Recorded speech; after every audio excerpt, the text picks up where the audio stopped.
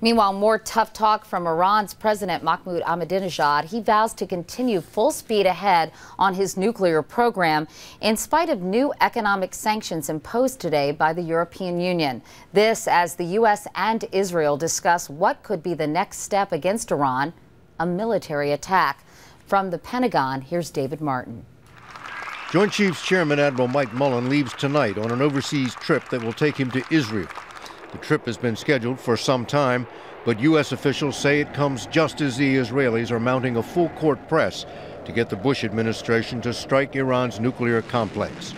CBS consultant Michael Oren says Israel doesn't want to wait for a new administration. The Israelis have been assured by the Bush administration will not allow Iran to nuclearize. Israelis are uncertain about what would be the policy of the next administration vis-a-vis Iran. Israel's message is simple. If you don't, we will. Israel held a dress rehearsal for a strike earlier this month, but military analysts say Israel cannot do it alone. Keep in mind that Israel does not have strategic bombers. The Israeli Air Force is not the American Air Force. Israel cannot eliminate Iran's nuclear program. The U.S., with its stealth bombers and cruise missiles, has a much greater capability.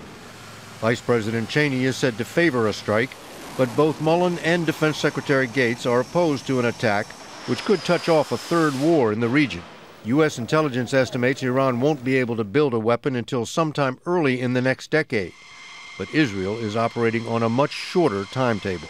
The Iranians, according to Israeli security sources, will have an operable nuclear weapon by 2009. That's not a very long time. For now, the Bush administration is counting on new economic sanctions, which took effect today, to persuade Iran to give up its nuclear program.